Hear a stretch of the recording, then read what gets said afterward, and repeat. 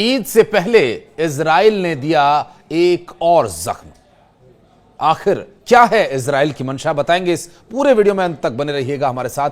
नमस्कार, मैं हूं आशीष त्रिपाठी आपके साथ और न्यूज़ 18 के सोशल मीडिया प्लेटफॉर्म पर आप सभी का स्वागत है। इजराइल ने एक बार फिर गाजा पर बमबारी शुरू कर दी और इस बार बमबारी से लग रहा है कि इजराइल फलस्तीन पर कोई भी रहम खाने के मूड में नहीं है। इजराइल ने हमास के साथ साथ हिजबुल्लाह के साथ हुआ सीज फायर तोड़ते हुए शनिवार शाम को दक्षिणी और पूर्वी लेबनान में अलग अलग जगहों को अपने हवाई हमलों से निशाना बनाया।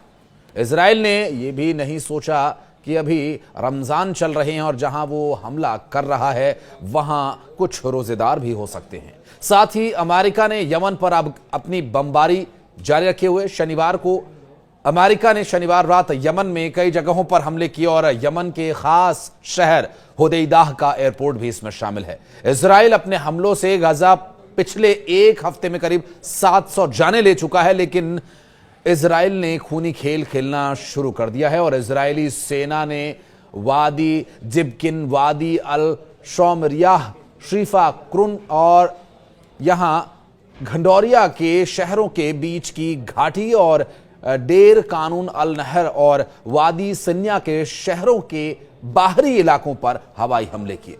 इजराइल ने गाजा के साथ साथ एक और देश को निशाना बनाया और वहां भी इजराइल के हमलों से मलबे का ढेर लग गया।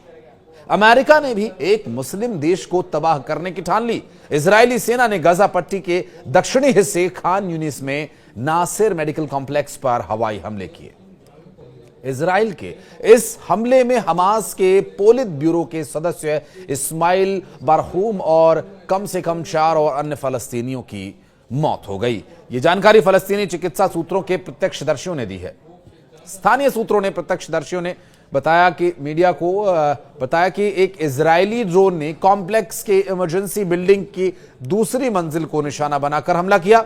इस मंजिल पर सर्जरी डिपार्टमेंट मौजूद है और इजराइल ने इमरजेंसी बिल्डिंग की दूसरी मंजिल पर मिसाइल से हमला किया, जिसकी वजह से यहां भीषण आग लग गई और चिकित्सा कर्मचारियों ने हमास पोलित ब्यूरो के सदस्य इस्माइल बरहूम समेत 5 लोगों को मारे जाने की पुष्टि की है और इसके शवों को बरामद कर लिया गया है।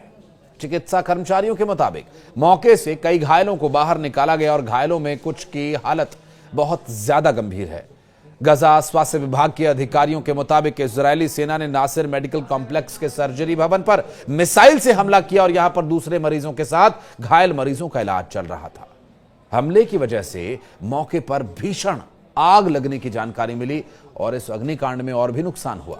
हमास ने भी इस्माइल बरहूम की मौत की पुष्टि की है और हमास के मुताबिक इस्माइल बरहूम हमले के वक्त अस्पताल के एक वार्ड में इलाज करा रहे थे। दूसरी तरफ इजरायली सेना ने रविवार देर रात इस हमले के बारे में जानकारी दी।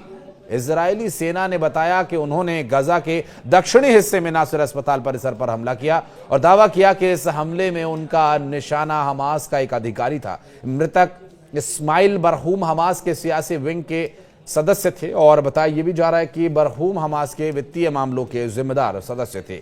यूरोपीय संघ के मुताबिक उन्होंने इस्माइल बरहूम पर बीते साल प्रतिबंध लगाया था। उन्होंने आगे यह भी बताया कि हमास के वित्तीय व्यवस्थाओं से जुड़े हुए थे। साल 2021 में हमास के 20 सदस्य सियासी ब्यूरो के पद पर चुने गए थे और इन सदस्यों में से 11 लोगों को गाजा युद्ध के दौरान मार दिया गया। आशंका यह जताई जा रही है कि ब्यूरो के 7 सदस्य गाजा पट्टी के बाहर हैं।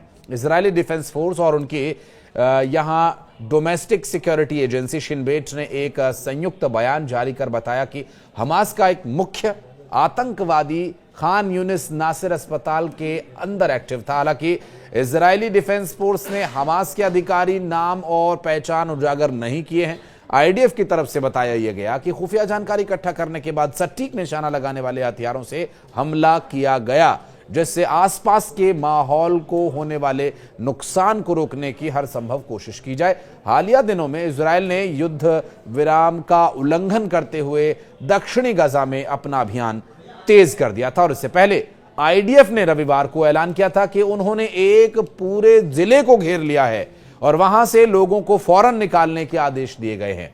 इजराइल ने दावा किया कि हमास के जरिए संघर्ष विराम के पहले शर्तों को मानने से ही इनकार कर दिया गया, जिसके बाद यह हमला किया गया। गाजा के स्वास्थ्य अधिकारियों ने बताया कि 7 अक्टूबर 2023 से जारी इस संघर्ष में मरने वालों की संख्या 50,000 से भी अधिक हो गई है।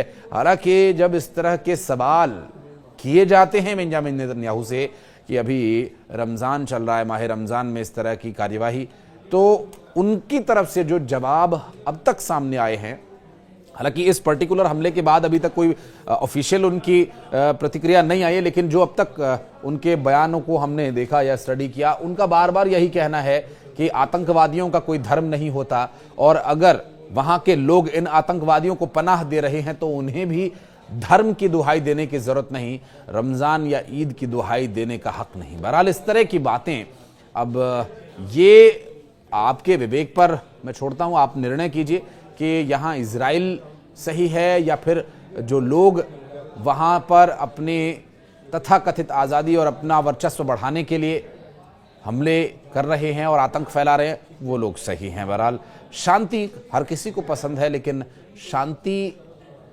प्राप्त करने के लिए, स्थापित करने के लिए एक बहुत भारी कीमत हमेशा हर युग ने चुकाई है। क्या इस युग में भी ऐसा ही कुछ होगा? इस बारे में अगर कुछ बात आप कहना चाहते हैं, कोई प्रतिक्रिया देना चाहते हैं, तो कमेंट सेक्शन में दरवाजे आपके लिए हमेशा खुले हुए हैं। धन्यवाद।